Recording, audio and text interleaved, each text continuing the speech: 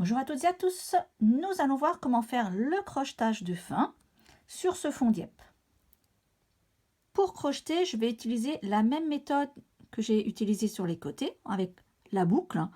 Donc je vais crocheter les deux paires qui arrivent à cette épingle là. Donc j'ai ma paire verte et ma paire bleue. J'enlève l'épingle pour libérer le trou.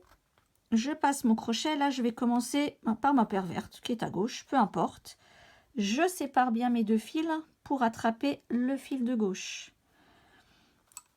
Et là, je vais venir crocheter. Donc, je vais venir attraper avec mon crochet ma boucle. Je la passe à travers le trou.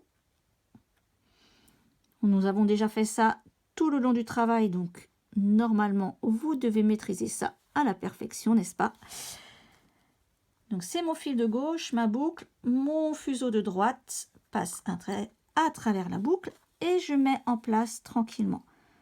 Je ne remets pas encore l'épingle parce que je vais d'abord devoir crocheter ma paire de droite.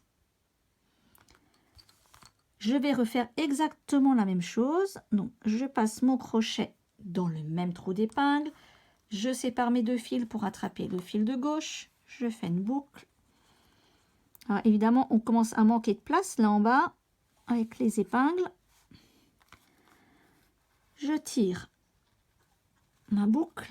Je désentortille si jamais c'est vrillé. Je passe mon fuseau de droite à l'intérieur de la boucle et je mets en place.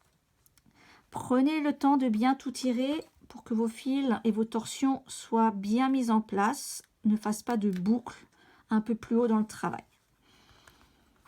Une fois que mes deux paires là sont faites, je vais pouvoir nouer un simple double nœud chaque paire de son côté et je tire bien vers l'arrière du mat. Alors non seulement ça va créer une tension dans mes fils et bien tendre ma diagonale, et en plus ça va aider à cacher le nœud à l'arrière du travail.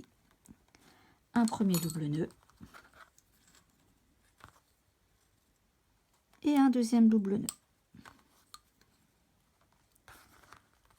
La dernière paire qui reste, elle est toute seule, elle va juste venir se crocheter comme on l'a fait sur les côtés dans un des trous d'épingle. Double nœud et c'est fini.